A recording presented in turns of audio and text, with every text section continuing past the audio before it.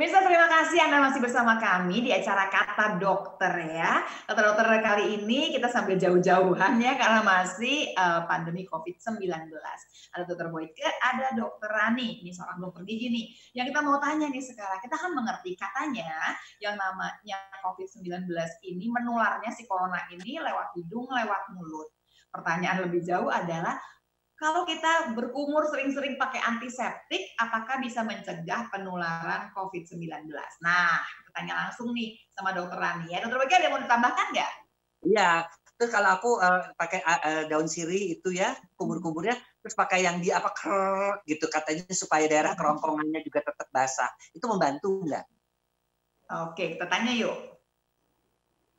Dok? Oke, thank you dok pertanyaannya. Jadi sebenarnya sih itu betul banget. Kalau antiseptik itu diperlukan untuk mencegah penularan COVID ini gitu ya, mencegah penularan. Cuman kita kan juga di satu sisi kita tidak boleh terus-menerus menggunakan antiseptik ya dok. Ya kan, karena ada flora normal mulut. Kalau Dokter Boyke juga punya flora normal mulut bawah, saya mulut yang di atas gitu kan. Nah kalau misalkan flora normal, ya. Flora yang baik kan? Iya betul. Flora yang baik kan, flora normal mulut yang baik kan diperlukan juga. Jadi kita kalau kita kebanyakan menggunakan antiseptik digunakan sebagai kegiatan rutin atau kumur rutin itu juga tidak dianjurkan. Tapi kalau memang untuk datang ke dokter gigi sebagai protap kita untuk sebelum tindakan, maka dianjurkan dikumurkan di situ, berkumur dulu dengan povidone iodin dok. Jadi berkumur dulu sebelum melakukan tindakan di dokter gigi gitu, di situ gitu. Tapi kalau buat rutin sehari-hari terus-menerus berkumur tadi dengan antiseptik, tentunya itu dapat mengganggu flora normal mulut gitu dok. Gitu. Dan kemudian kan ada beberapa akibat juga ya kalau misalkan kita di beberapa sediaan obat kumur itu juga membuat mulut kita juga jadi kering karena ada kandungan alkoholnya misalkan seperti itu. Nah itu juga sebenarnya juga kan harus dihindari. Intinya sih kalau memang mau menggunakan antiseptik sesuai dengan anjuran. Jadi misalkan yang kayak tadi kondisinya lagi kondisi ada perdarahan, kondisi gusi yang mudah berdarah, yang seperti itu dokternya menganjurkan untuk menggunakan obat kumur, boleh gitu dok. Tapi kalau misalkan biasanya dikasih tahu kan jangka waktunya, tidak boleh misalkan dia lebih dari 7 atau sampai ada yang tidak boleh lebih dari 14 hari seperti itu. Bilang kalau udah sembuh misalkan sudah tidak terjadi perdarahan di stop gitu. Dok, kita ulang dikit ya dok ya. Jadi gini, bahwa kalau waktu mau periksa, kita akan berkumur dengan antiseptik. Tujuannya adalah ini pencegahan supaya barangkali kalau orang itu pun barangkali punya virus, dia nggak akan menularkan semua yang ada di sekitar ya. Betul. Kemudian di rumah kumur-kumur antiseptik gitu supaya nggak kena corona, ya nggak bisa. Karena ceritanya beda kan gitu ya. Betul. Tambahan lainnya juga. Aku habis sikat gigi juga kumur-kumur.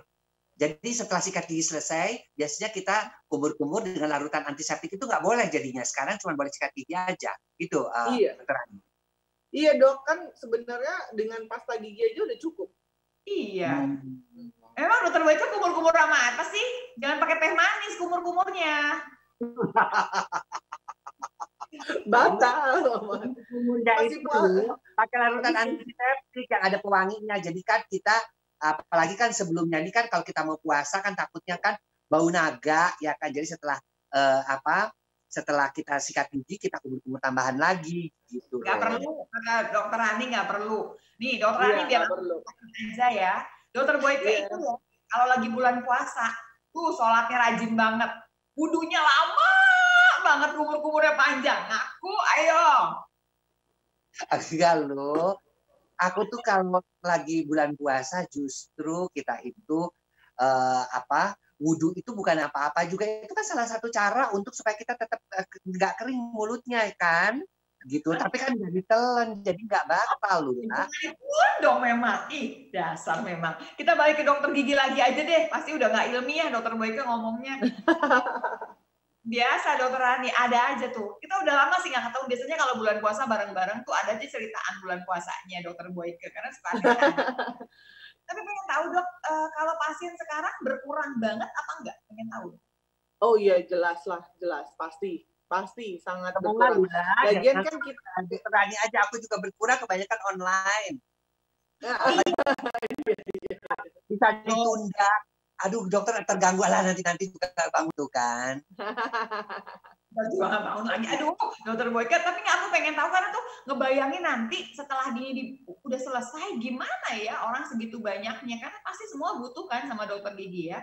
Kita ngerasa tuh kok udah dari Maret sekarang udah keburu Mei udah 2 bulan ya. Kalau ini sampai Juni kan 3 bulan. Katanya sih berdasarkan ramalan-ramalan ya secara ilmiah juga sih katanya baru September. Berarti kan masih 5 bulan lagi, 4 bulan lagi. Iya, kita cari yang bagus-bagus aja ramalannya ya. Kita prediksinya yang Juni aja lah. Yang pasti yang Juni aja 3 bulan. Sementara kita kan harusnya ke dokter gigi itu minimal 6 bulan sekali kan dok? Iya, betul. Jadi ini sih sebenarnya kalau saya lagi ngebayangin emang banyak banget yang akhirnya tertunda ke dokter giginya, dan ini bakalan mungkin emang pas lagi udah selesai pandemi baru pada berani ke dokter giginya gitu ya. Jadi memang kalau dilihat dari segi yang menurun banget ya pasti menurun sekali, dan kita juga bahkan membatasi karena kan dokter tahu sendiri pakai APD level 3 itu kan waduh gitu kan semua dan segala macam. Iya. Terus pastinya apalagi kalau lagi bulan puasa ya, jadi lebih kan lebih capek lah gitu ya. Jadi pastinya juga membatasi jumlah pasien. Jadi pasien dari dokter-dokter itu sendiri juga kita udah batasin nih, makanya pasien juga sebaiknya harus dengan perjanjian supaya juga bisa kita atur flow pasiennya supaya nggak numpuk gitu ya dok. Jadi pasien satu dengan pasien yang selanjutnya pun juga nggak ketemu banget gitu ya, mungkin hanya berpapasan ketika pembayaran atau apa kayak masuk aja gitu ya dok. Jadi nggak terjadi penumpukan di ruang tunggu. Oke, Dokter Rani, kita mesti jeda dulu nih ya. Dan pemirsa masih banyak yang kita ingin tanya berkaitan dengan perawatan. Banyak mitos-mitos yang salah, ternyata mau tidur itu lebih lagu bangun tidur, terus mandi, kemudian sikat gigi itu salah, justru sebelum tidur katanya ya. Kita mesti ganti mungkin lagunya atau bagaimana, tapi tentunya jangan kemana-mana, tetap di Kata Siapa? Kata dokter pastinya.